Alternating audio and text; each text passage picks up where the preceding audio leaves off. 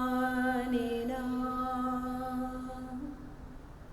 Manadena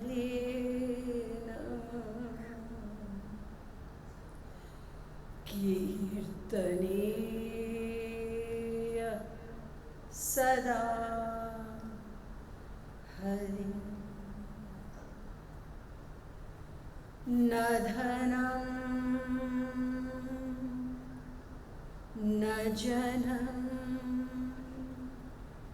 Nasundari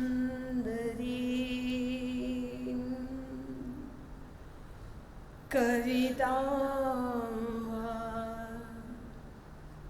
Jagadish Kamaye Mama Janmani Janmanishwari Bhavata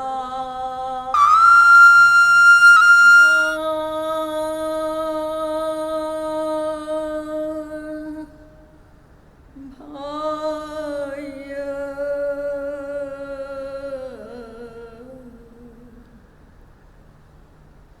Namah Kamalama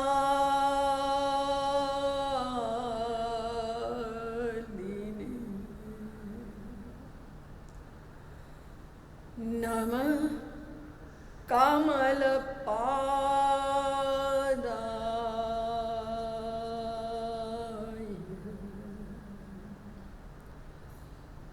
Namaste Kamaleksha Yo Brahmanam Vidadhati Purvam Yo Vai Vedanscha Pranoti Tasmai Tadvanha Devamatma Buddhi Prakasham Mumukshurave Sharanamaham Prapatti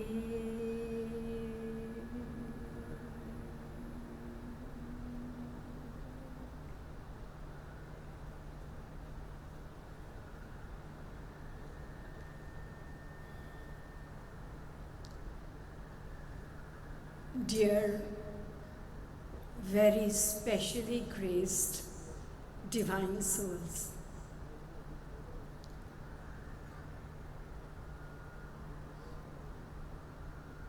the subject that I've chosen today is based upon a very old talk by Sri Maharaji, somewhere in the early 80s or maybe before that. And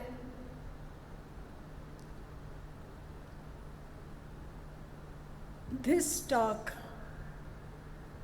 is more for me than all of you all. Because as I was going through what Maharaji had said, it helped me tremendously to introspect and benefit from his wonderful divine teachings, which we often miss out on even whilst listening to them. So it has been tremendously beneficial for me, and I hope it will also help you on the spiritual journey that we are on. So let us begin with a few minutes of chanting before I begin this talk.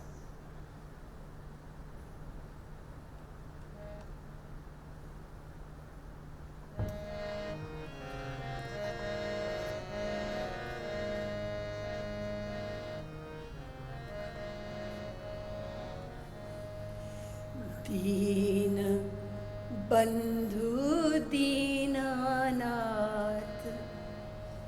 Govind Radhe दीन बंधु दीनानाथ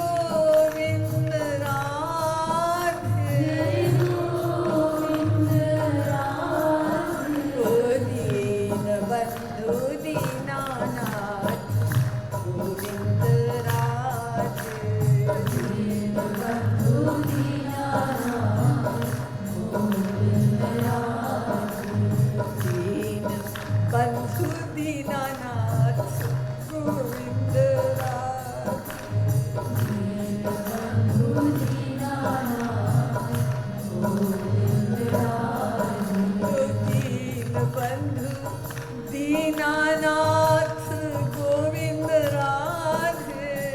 दीन बंधु दीनानाथ गोविंद राधे। दीन बंधु दीनानाथ गोविंद राधे। दीन बंधु दीनानाथ गोविंद राधे। मेरे गोविंद राधे। गोविंद राधे। मेरे गोविंद राधे। गोविंद राधे।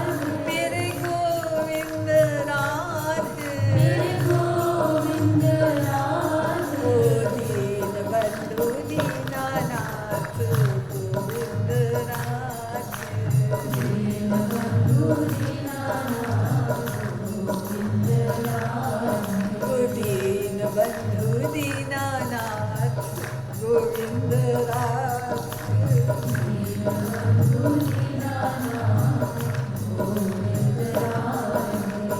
दीन बंधु दीनानाथ गोविंद राधे। दीन बंधु दीनानाथ गोविंद राधे। बोलिए दीन बंधु सद्गुरु सरकार की, लाडली लाल की।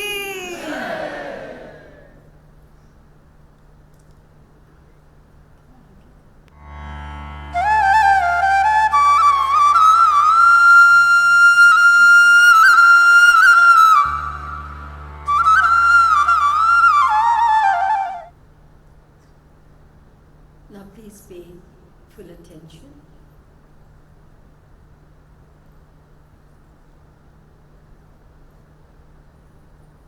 The Vedas, Puranas and other religious texts mention three main paths for us to attain the supreme goal: karma, jnana and bhakti. And some of them also mention a fourth one, that is yoga. However, Vedavyas refers to three parts in the Bhagavad Puran.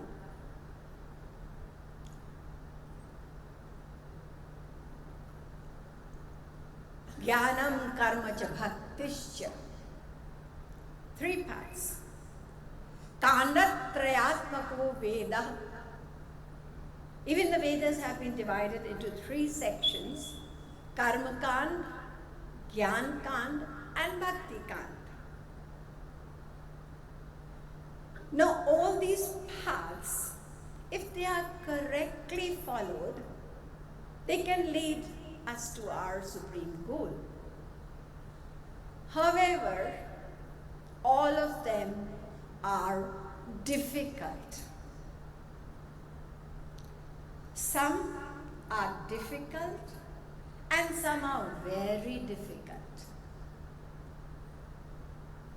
We can attain our goal through Nishkam Karma Yoga. We can also attain liberation through Jnana Yoga if practiced properly. And we can also, of course, attain it through Bhakti.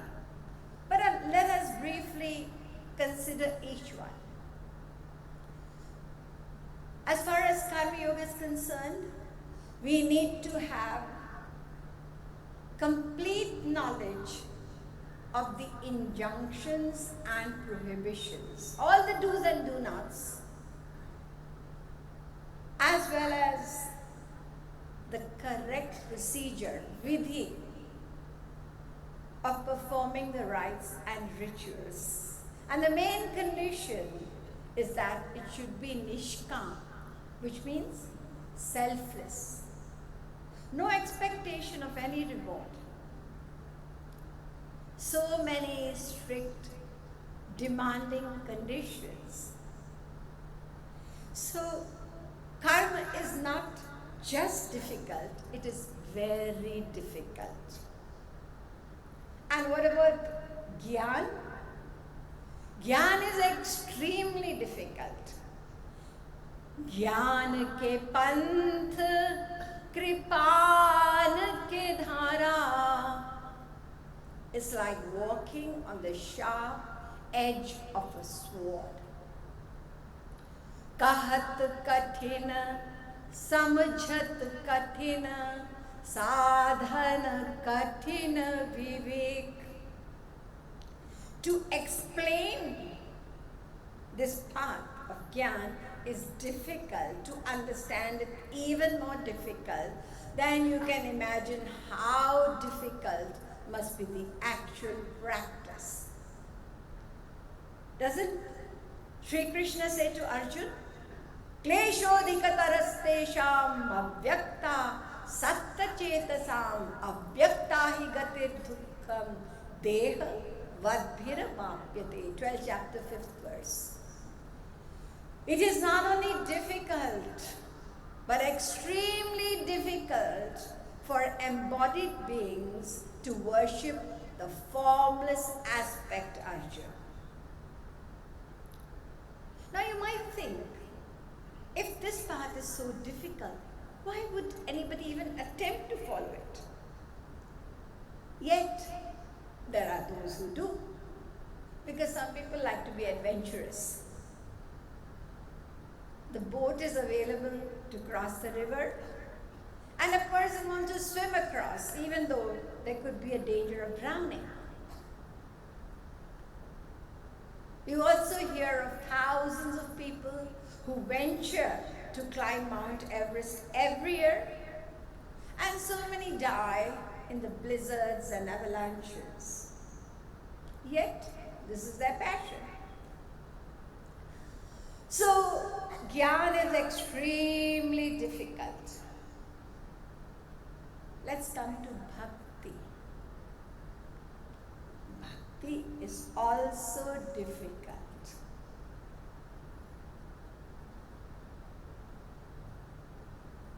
Kahat sugama karani apar. These are the words of the Saint Tulsidas. He said, it is easy to explain. Don't take Bhakti casually. It's not as difficult as Gyan. Raghupati Bhakti Karat Kathinai.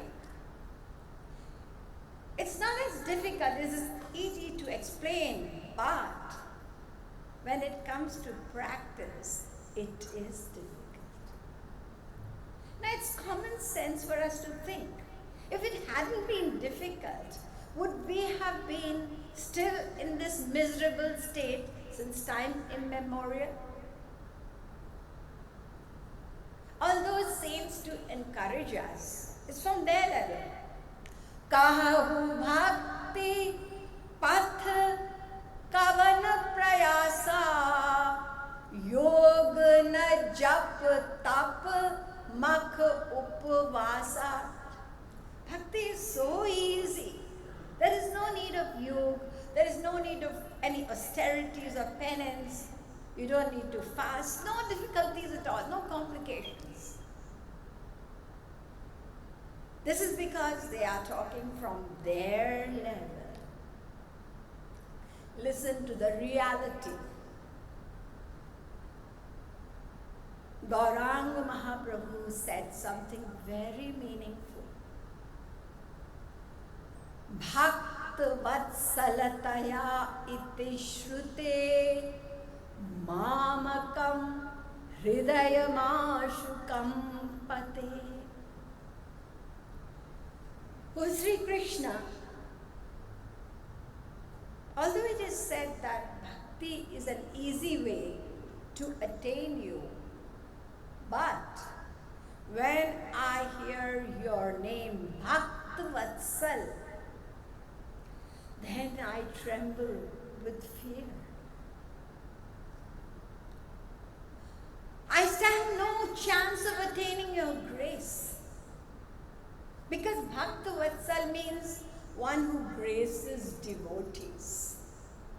When I hear this, I feel completely disheartened because I know I'm not a devotee. So therefore, even bhakti is difficult. One path is difficult, one is more difficult, and one is most difficult.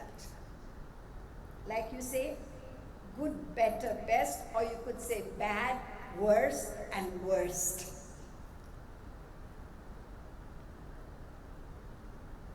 The saint Tulsidas, he rejected all three. Kali nahi karma, na bhagati viveku. All three paths are difficult to put into practice in this age of Kali Yuga. Now you must obviously be a bit surprised to hear that even bhakti is difficult. All the while we've been listening to the easiness and simplicity of this path of bhakti. Let us understand why it is being said it is difficult. What is the meaning of bhakti? Bhaja ityaisha vaidhatu sevayam parikirtita Garud Puran. Purvakand 231:3. Sri Maharaj has expressed the same thing in simple Hindi for us. Bhaj dhatu artha seva govind radhe yate bhakti shabd arth seva bata de. The meaning of bhakti is service, seva. Now, who is it who is going to be served, and who is the one who is going to render service?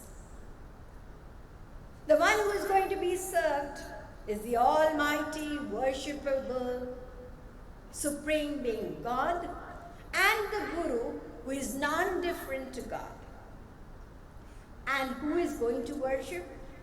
We materially bound souls. How is it possible for us to worship that supreme, omnipotent, omniscient, supreme personality? We are incapable, unqualified, undeserving. That's why it is said, Seva dharma parama gahano yoginam apyagamyaha. Service is extremely difficult, even for great yogis and sages. Then how can we claim or be proud of being able to serve? Our claim is like that of a newborn child saying, I serve my mother, or I will serve my mother.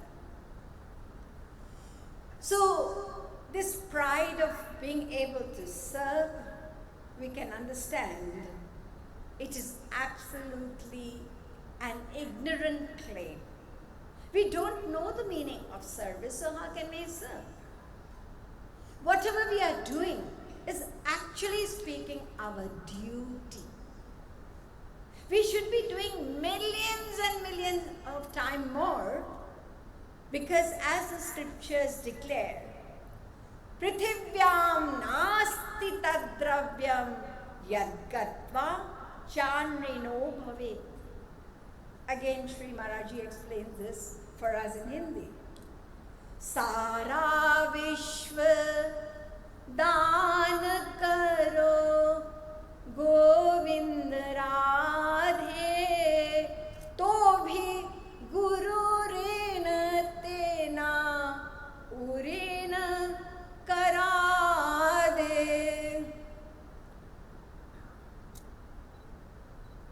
Manuji Maharaj says that you may give the entire universe for one knowledge given by your Guru, and yet you will not be free of the debt, because what you have given is material, and what he has given to you is divine. A material thing cannot be a price for the divine. Simple as that.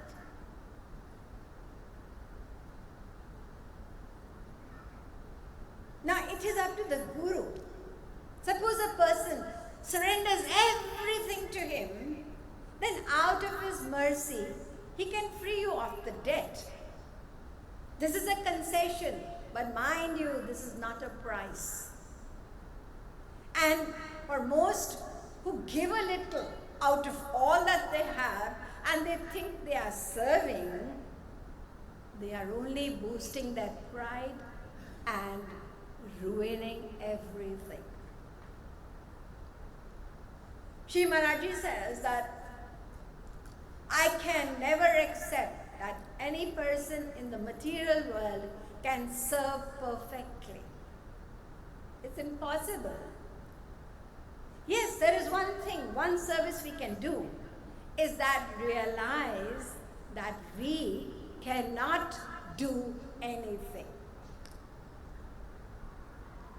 So bhakti or service is difficult.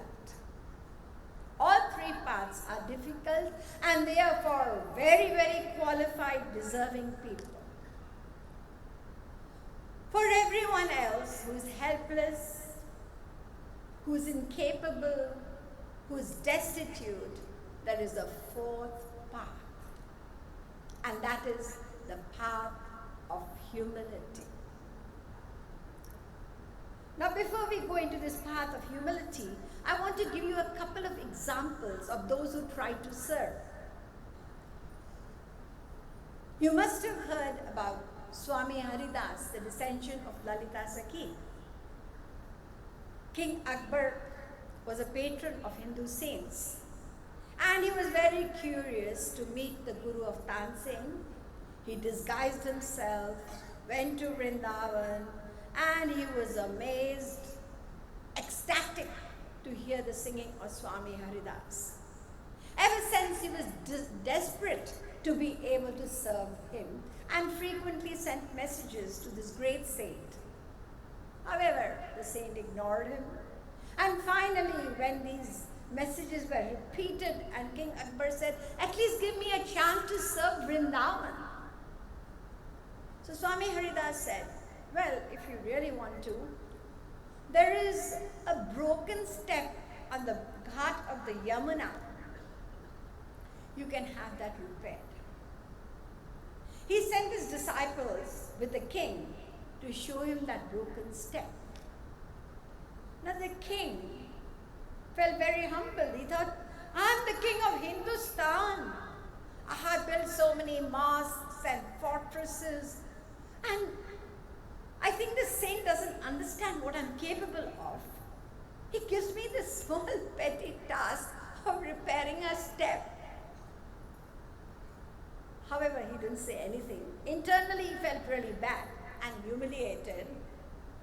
However, when he approached that ghat and a broken step, the whole scene in front of him changed in a flash.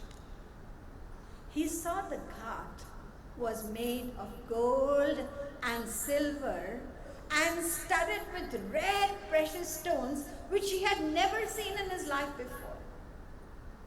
He realized that if he gave his entire treasury to get this precious stone, he would not be able to do so because it was not of this world.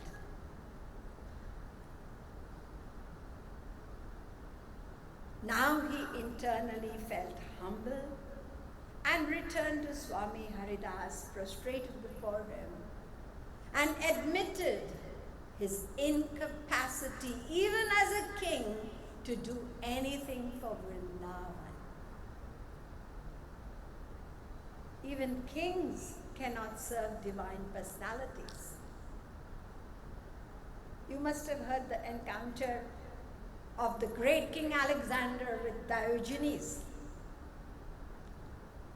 King Alexander had heard so much about this philosopher, how unique he was. So he was desperate to meet him. And one fine day, along with his noblemen and philosophers, he went to see Diogenes. It is said he used to live in a tub.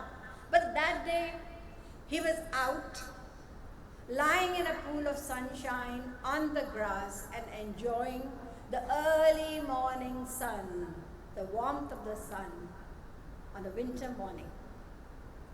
And this king in royal clothes and crown stood before him, bowed down, and expressed his desire to be able to serve Diogenes in any way. Although the king was in royal clothes, the radiance of Diogenes made him look very pale. Diogenes said to him, "Well, I have got no need of all the treasures that you have come to offer to me. So you can't do any service for me excepting one." "Okay, tell me what that is." "Just get out of the way of the sunshine. And remember in future, don't stand in the way of anyone and the sun. Let me enjoy the warmth of the sun." So material people, even if they are kings, they are incapable. And let us listen to those who are capable. Who is that? The brother of Lord Ram, who's non-different to him. What is he saying? "Sir bal chalau, dharam as mora, sab te sevak dharma kathora." According to the rules of servitude, a devotee, one who is serving, should place his head on the footprints of his master. Wherever his master places his feet, he should bow his head there. That means it's like literally walking on your head. How is that possible? The most that his brother Lakshman could do, he accompanied Lord Ram for the 14 years exile with the desire to serve him. In the forest, there's always a very narrow path, right?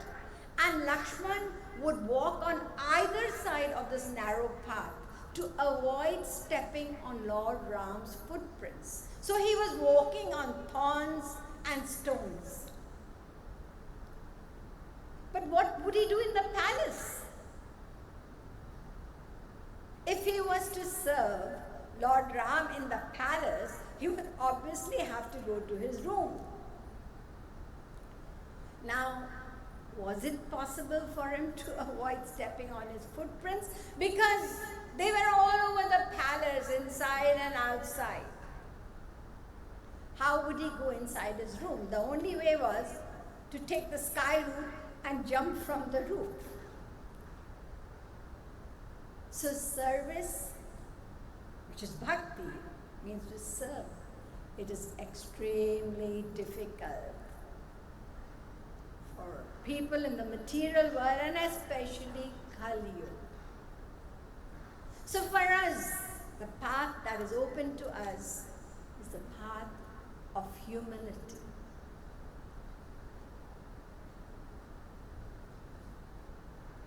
Binu seva jo द्रवई दीन पर राम सरस को नाही ऐसो को उदार जग माही. Whatever you ask for humbly, you will receive. Divine love, divine bliss, Shri Krishna's darshan, liberation, supernatural powers, anything you want, you can attain. That is why Gauranga Mahaprabhu said, Deena Bandhu Riti Naam Te Smaran Yadvendra पतितोऽहमुत्सहे. O Sri Krishna, when I hear your name, the friend of the humble, then I have hope. I have hope that I will attain your grace someday.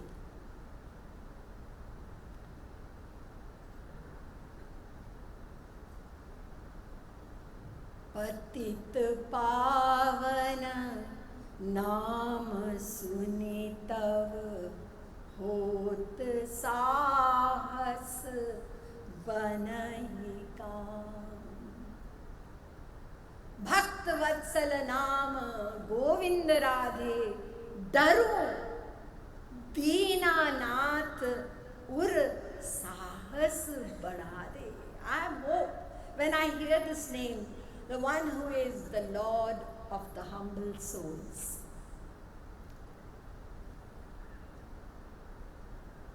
In the Bible it is stated, be humble and thou shalt receive every grace of God. Every grace, just by being humble. And Sri Maharaji, he has written hundreds and thousands of compositions revealing this path of humility, the advantages, the benefits of it. It is all over. Gati tum deena dayal agati ke.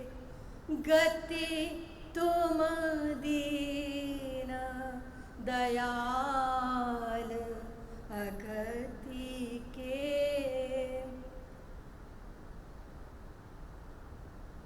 दीनन की रखवार हमारी राधे. दीनन की रखवार हमारी राधे. दीन पुकार सुनत ही धावती. दीन पुकार सुनत ही धावती. तनिक न लावती बार हमारी Radhe. Hearing the cry of the humble soul, she does not spare even a minute to rush to that person. Look at the mercy. Ati bhori sarkar hamari Radhe. Ati, Maharaji says, Ati bhuri sarkar hamari Radhe. Hati deen janana apnavati.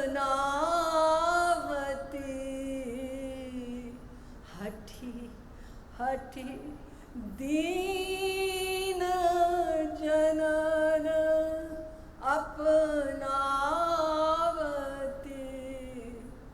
Deti prema उपहार हमारी राधे. निज परिकर बीच करी किंकरी नित. राखती रास मझार हमारी Radhe. amazing, incredible grace towards the humble. She gives you divine love as a gift just by being humble. And not only that, she makes you her own associate and gives you that highest bliss of the divine ras. So humility opens the door to boundless, unconditional grace.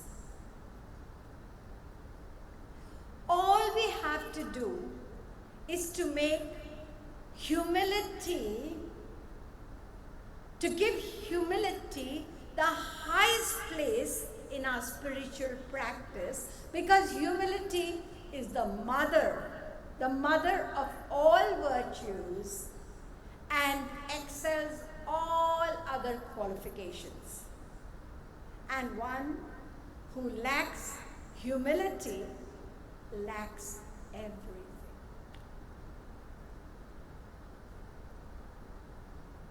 Now, what do we need to practice on this path of humility?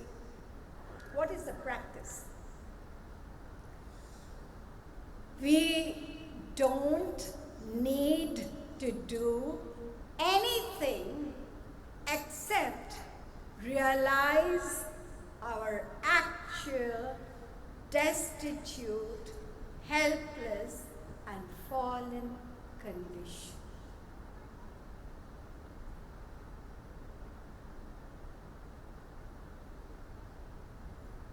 When we examine ourselves, honestly examine ourselves from both the material and the spiritual point of view, we will find infinite reasons to be humble.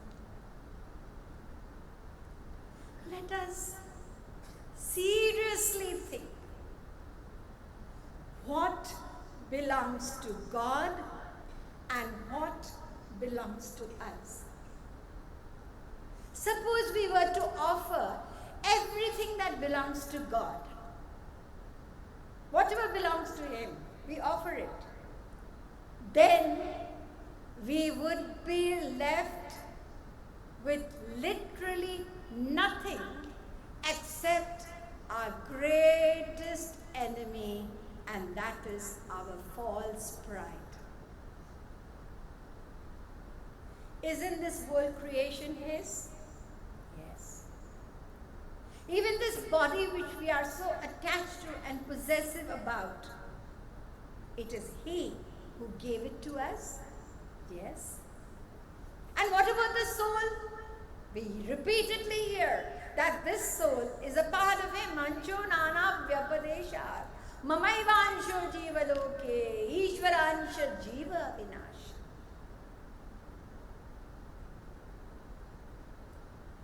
So everything is His.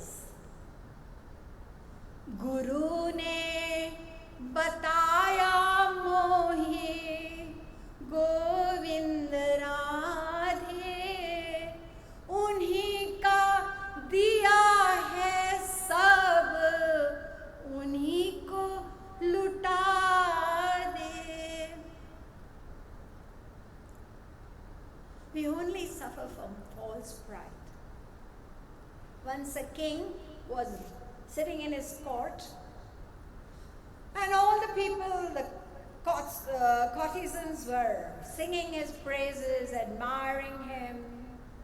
And this mosquito came and sat on the knee of the king. Hearing all the praises being showered upon the king, this ignorant, foolish mosquito thought that they were all honoring him. And he became so excited that he bit the king on the knee. And the reflex of the king was, he slapped his knee, and that was the end of the foolish mosquito and his pride. Similarly, we also boast about God's belongings as our own. We claim that they are ours. When the reality is that we are born with nothing and we will leave with nothing. मुट्ठी बांधे आया था तू गोविंद राधे, हाथ पसारे जाए सबको बता दे. So the main practice is, on this path of humility, is to realize our nothingness in every aspect that we have pride, our wealth, beauty, status, etc. माटी का पुतला तू गोविंद राधे, काल जब चाहे तो ही माटी बना दे. तन यौवन धन दिन चार रे, तन यौवन धन दिन चार रे.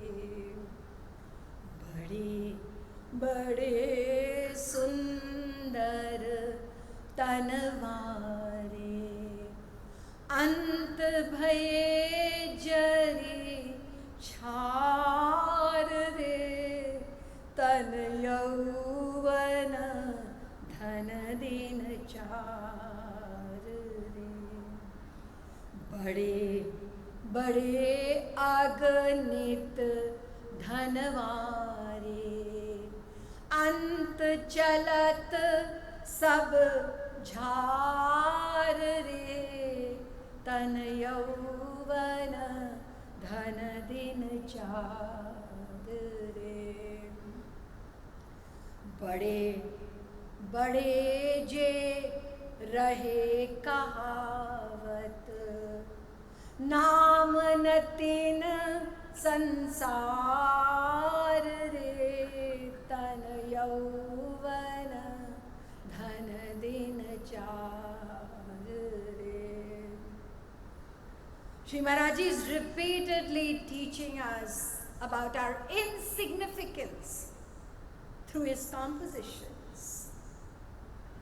Now, in spite of this reality, if someone still boasts about his or her opulences, then that person is naive. Whatever we have is of no value at all. In fact,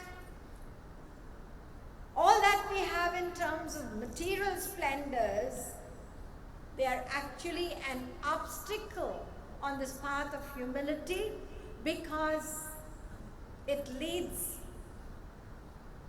to the greatest obstacle on the path, and that is pride.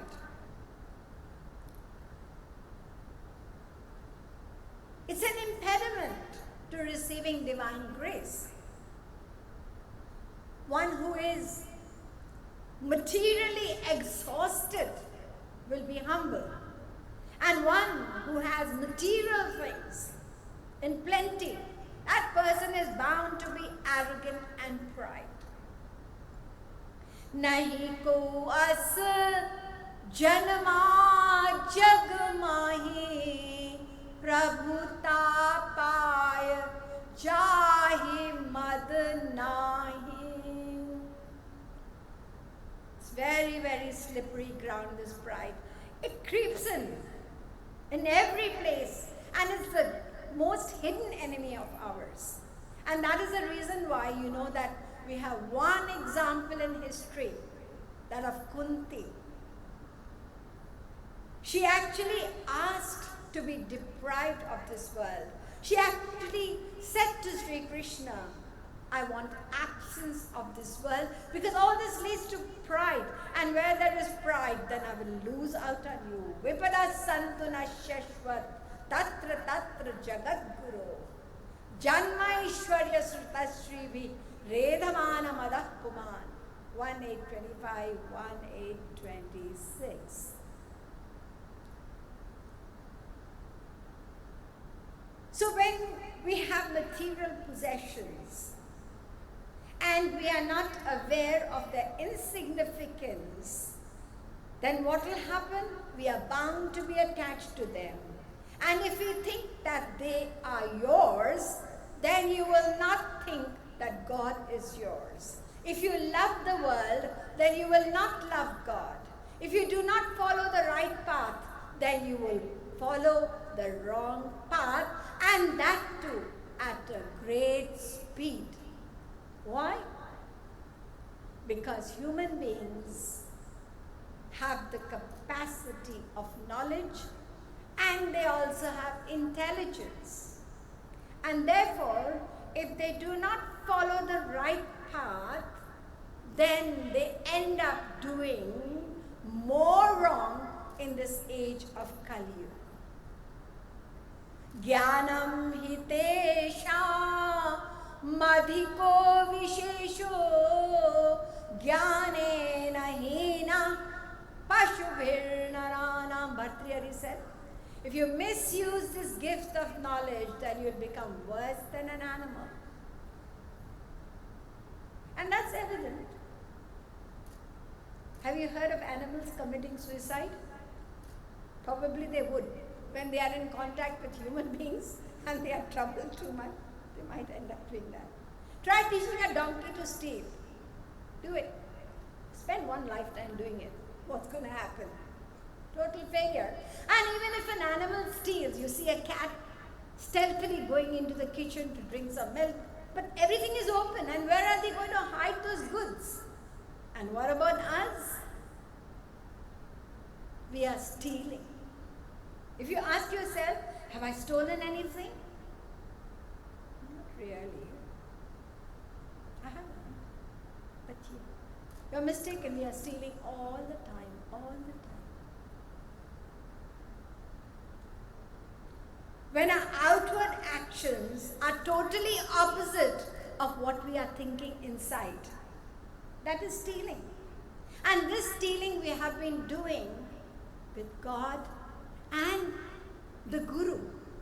When we hide our faults, we hide many things from them, totally forgetting that both of them are all-knowing personalities. They know what I'm thinking within. Every little thing, avoiding escaping from sadhana, I've got a headache, I need to sleep. Sometimes we make excuses and say, well, so many things that we have been doing, we have to introspect ourselves. But all this is stealing. And there is a 24-hour camera inside. We seem to be forgetting that, isn't it? So one who does not accept that there is an all-knowing personality watching our every thought, how can that person consider himself a believer? To believe means to be aware of this, that there is a constant witness of my every thought and action, isn't it? Sheikh Sadi, a Greek philosopher, said that I do not fear God as much as I fear the person who does not fear God. So pride makes us arrogant and artificial.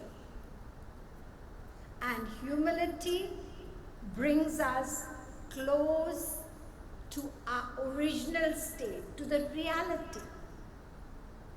The reality is that we do not have even a penny. Not even a penny. In fact, we are all in debt.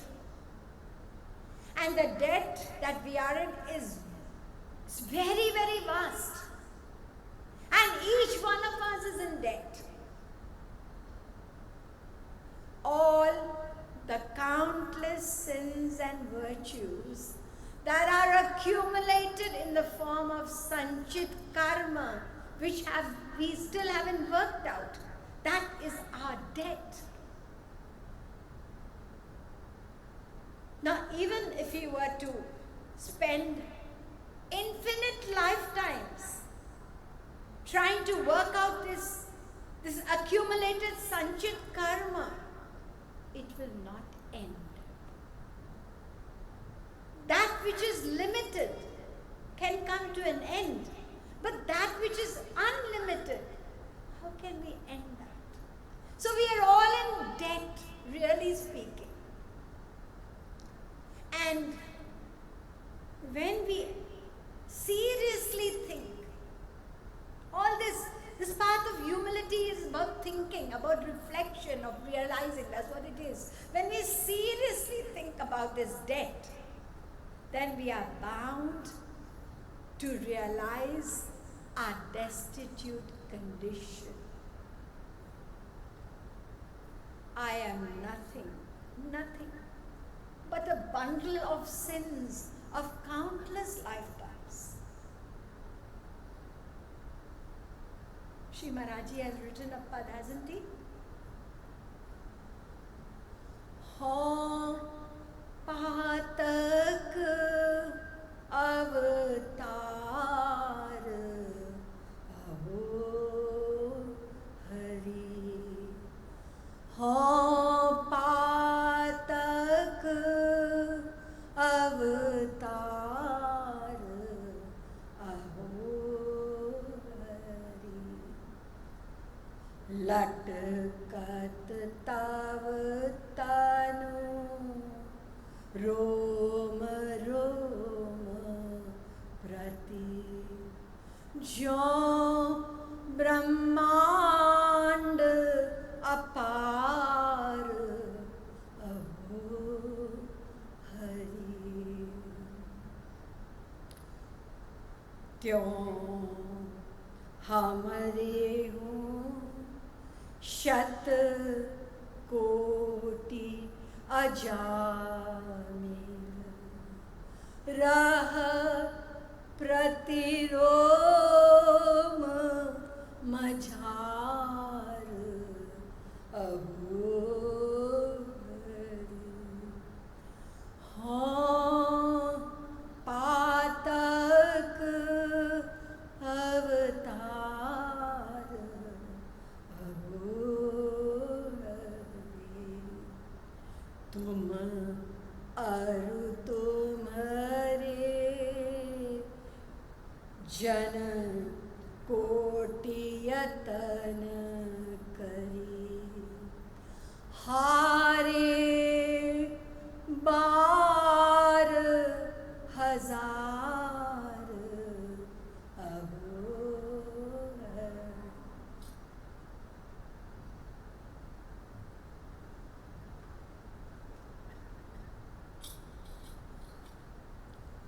I'm only saying these things verbally. It is something to feel from inside. Oh Lord, I am a descension of just infinite sins. Just as every pore of yours has got infinite universes, every pore of yours, there are infinite universes from there. In the same way, every pore of mine, there are unaccountable sinners like Ajamil. And that is the reason you have come again and again. You have descended, you have sent your beloved saints to me, but they have really, really given up. They have tried thousands and thousands of times. Now, if we could only feel this from inside, this is the reality. And feel it, we do feel it. when we are in this environment. But we all know that it doesn't remain all the time. And this pride, this foolish pride, again, it plays havoc on our thoughts. Now, there may be some who might find this difficult to accept. I haven't sinned as such, because for such people, most people in the world, sinning is about lying, about stealing, about murdering, etc. But we have heard the actual definition of sin from the scriptures. Every moment of human life that is spent in forgetfulness of God is a sin. Now, considering this subtle definition of sin, where do I stand? We have to think for ourselves. Let us think a bit more deeply about our inner state to build up this humility. Our mind.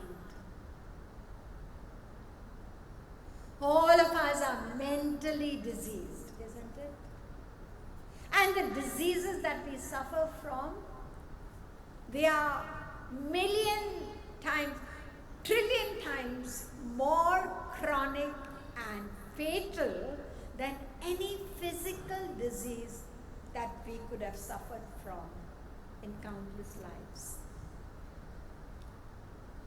These diseases, so powerful, you hear that desire. Girir mahan girir abde mahan abde nabho mahat nabhasopi param brahma tato pyasha. It's greater, it's more powerful than God. Desire, this disease. So we have desire, anger, greed, pride, hypocrisy, lust, hatred, infatuation, and a host of others. Now, if we were to realize the gravity of these deep-rooted diseases, we haven't realized it. That's why there is no concern or real desperation for a cure for them. And nor do we have a feeling of humility of our pathetic, bewildered state. If we were to be aware of the diseases, like for instance, when we are physically diseased, you'll hear, oh, this small little, the doctor says you have a tumor here or you have some kind of other thing, and it could be cancer. How we are desperate to rush to the doctor, isn't it? The very name brings fear into us. But these diseases, they have been desire. One desire is that which is making us revolve in the endless cycle of birth and death. So awareness of this, that we are so mentally diseased, it would help us to get rid of our pride and also create a longing for God in us. Then there would be no ifs and buts in the instructions of the Guru. We wouldn't make excuses and say, well, whatever you're saying is absolutely right, but I'm a householder. Householder? What do you mean by that? Householder means one who lives in a house, isn't it? We all live in houses. This body is a house, and the soul resides in this house. So each and every one is a householder. Even the saints and sages are householders.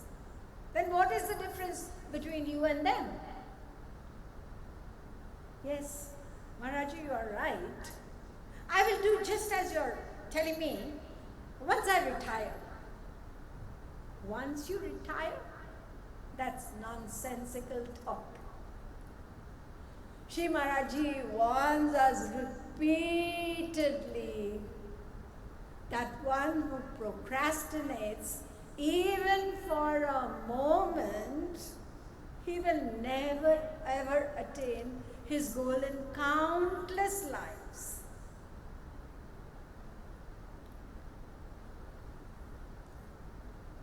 It is lack of hunger that the mind tends to make lame excuses.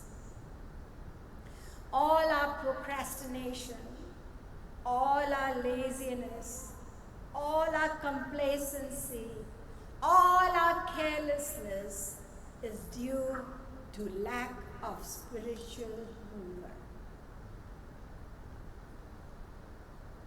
No, here also.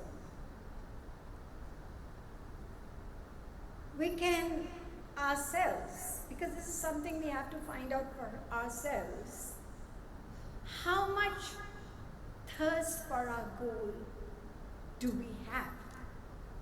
We have come from far and near to attend this very special retreat. We are sitting in Bhakti Bhawan, which is the eternal dwelling place of Goddess Bhakti. We have in total about 12 hours of soul-touching Sankirtan and eye-opening, inspiring, motivating talks through the day from Sri Maharaji. Let us ask ourselves, how many hours do I attend in total?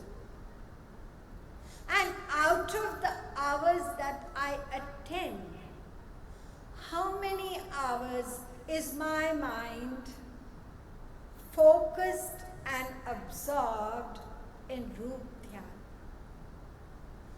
How many tears of longing do I shed through the day? How many times does my mind wander? Many a times you must have experienced, you are standing for Aarti, probably even repeating the words. Everybody is repeating them. Sometimes you jump verses without realizing it. And before you know it, the Aarti is over. Where was I? You didn't realize. The whole Aarti is gone by. The mind had wandered. Doesn't this happen? Many a time we feel drowsy. And not only drowsy, we even probably doze off. We can also judge our spiritual standing using Sri Maharaji's one couplet. You know, he said one couplet contains the gist of the entire scriptures. Hari Guru Bhajanit Govind Radhe Bhav Nishkam Ananya Banade. Taking into account these three important requisite conditions of spiritual practice: constancy, selflessness, exclusiveness, one-pointed. Where do I stand? Let us think. The very first condition, Nitya, constantly.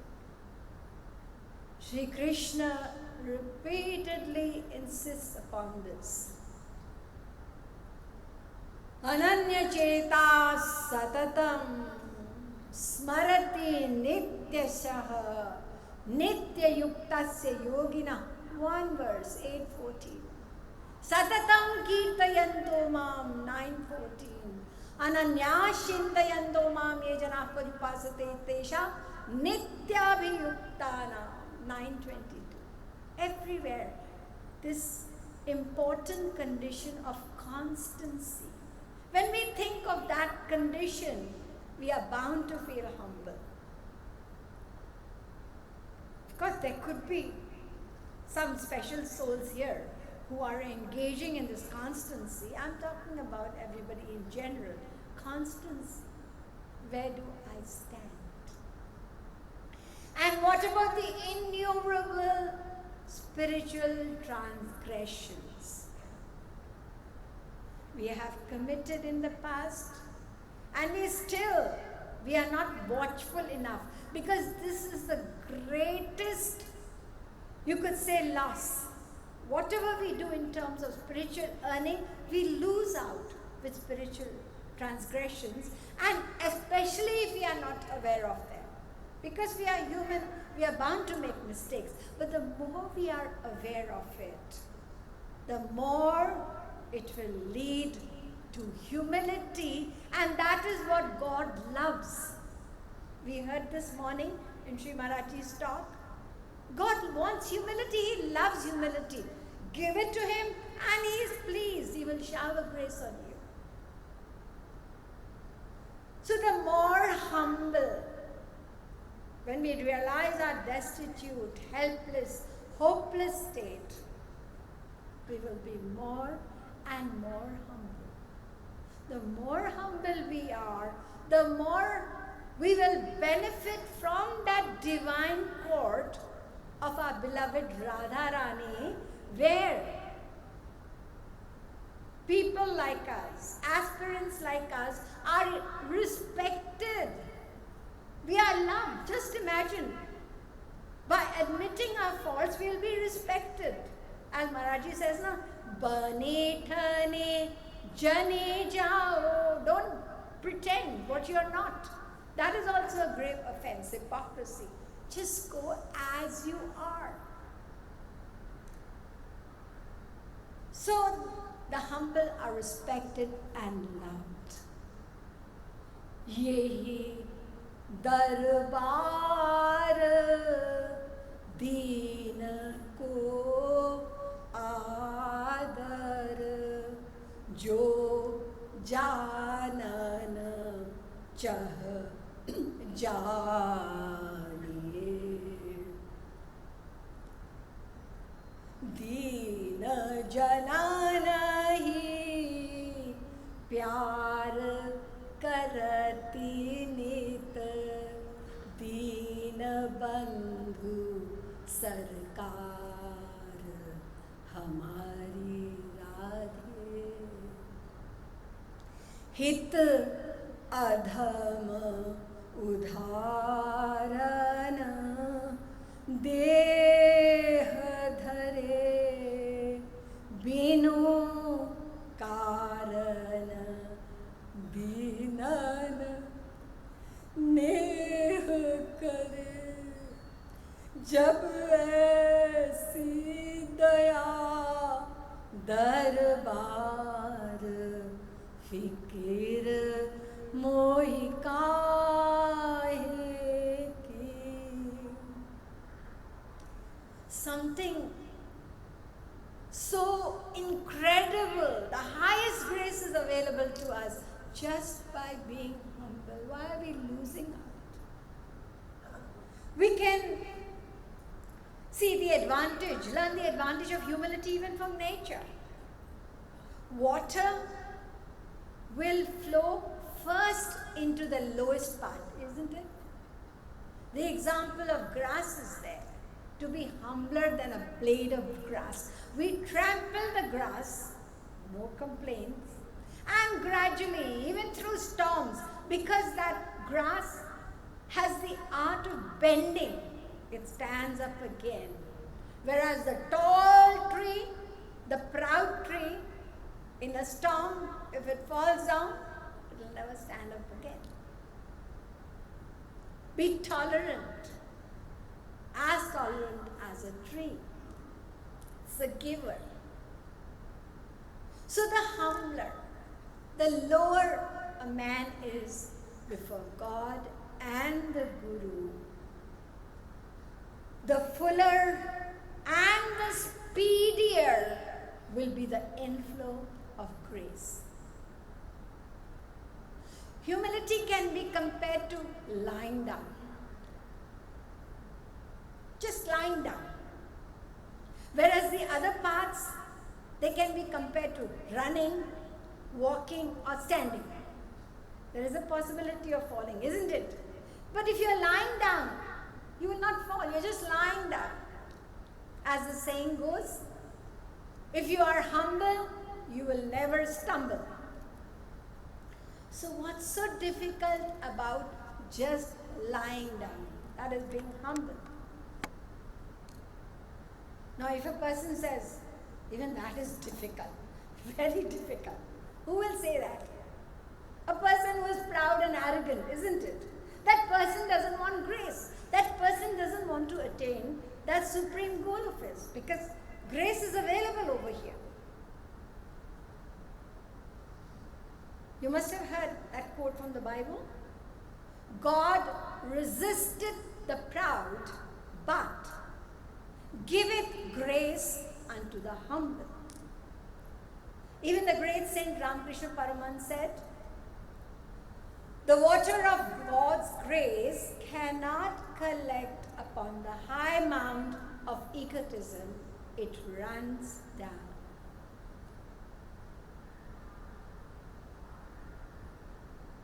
So the first step, the beginning of humility, is to recognize and accept that I am proud. This is the barrier to grace. In our daily prayer, that's why that line has deliberately been put in. And when we do recite the line, we feel it from inside. Tum deenan rakhwar hum ahankar avatar as karu kripa kripalu ab deena bano sarkar. That line is there every day as a reminder, and for us to desire this grace, to feel that I'm devoid of everything. As I said, humility is just about realizing our original state. Our state, we are utterly destitute, we are utterly helpless, devoid of spiritual endeavor, devoid of strong faith, devoid of humility, devoid of everything that is needed on this path. And when we realize this, what is going to be the result? The result is going to be a fervent cry from inside, a cry for that grace. That's what will bring in the grace. So we have to desire humility, or to desire it. A beautiful prayer is, O Radharani, I do not even know what humility is, but I do know that I do not have it. And I also know that I cannot obtain it on my own. And without it, I cannot be saved. I cannot attain my goal. So the only way is to humbly ask you, beg you to give it to me. But even that I don't know. I don't know how to ask you properly. Please help me that I'm able to ask you properly for it.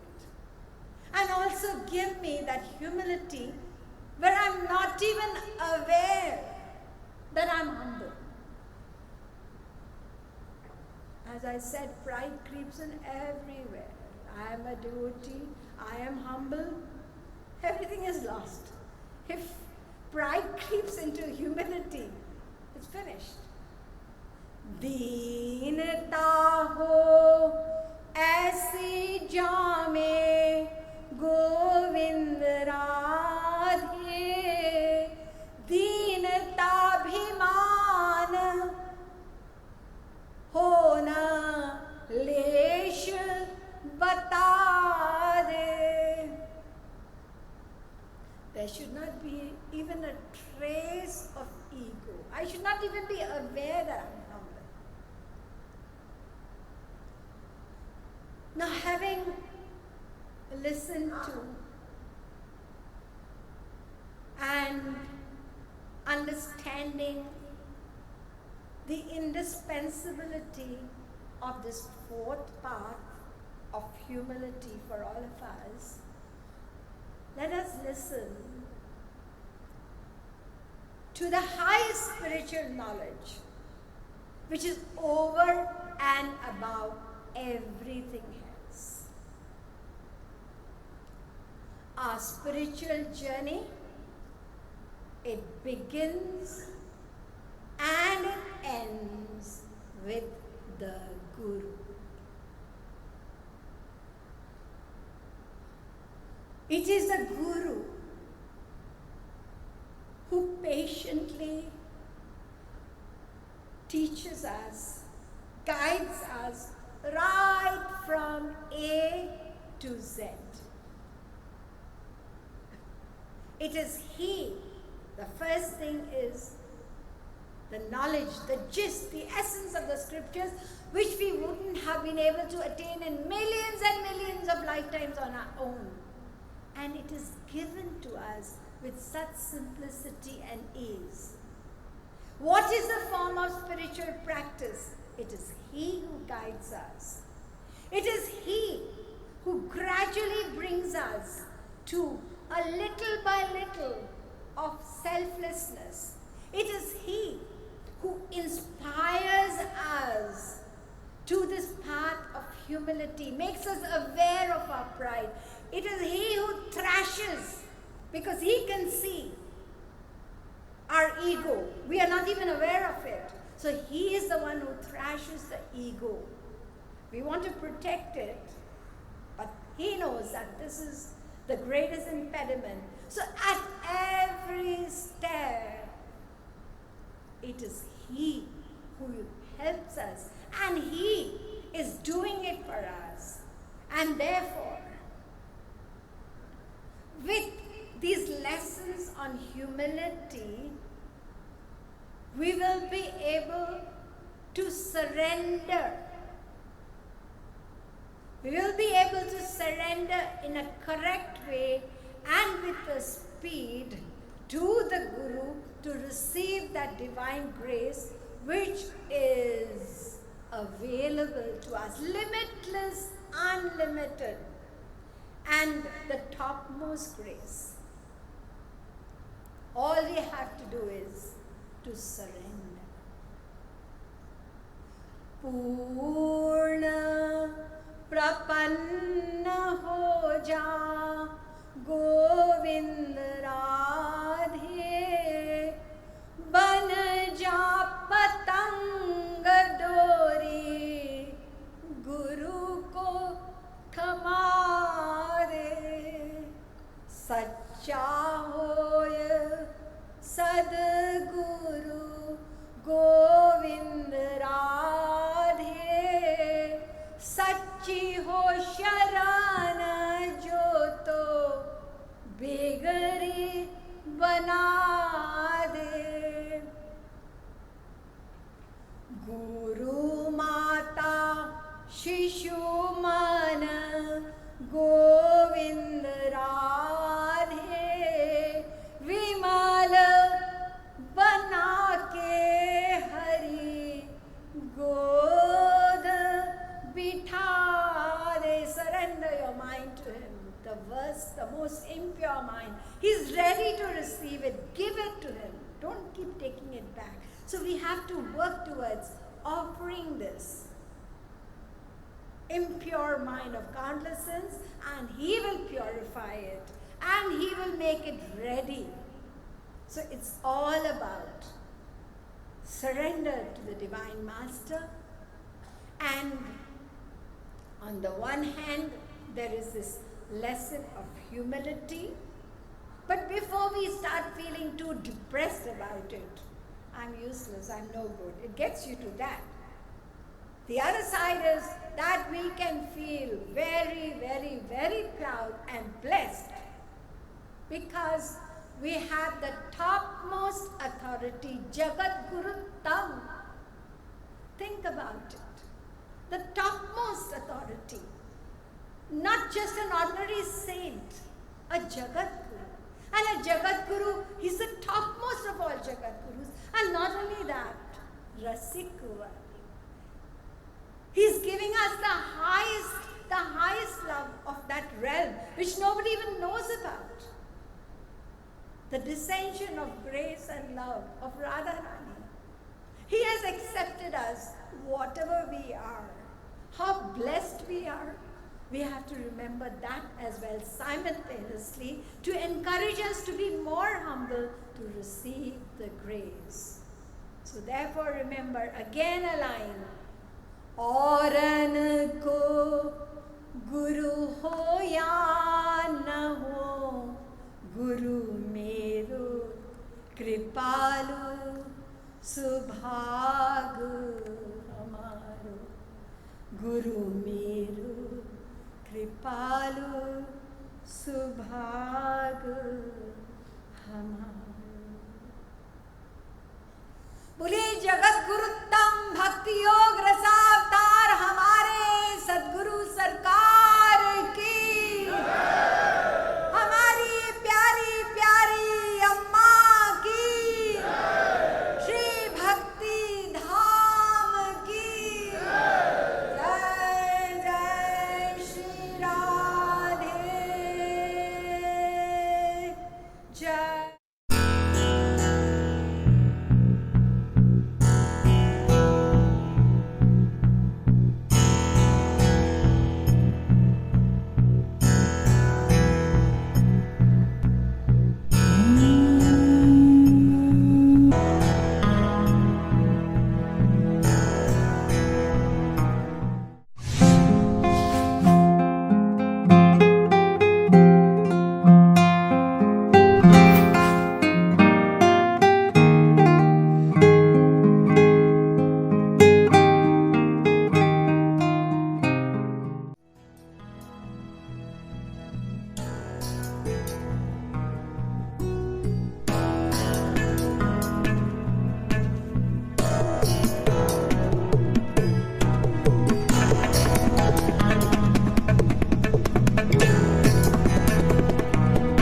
Radhe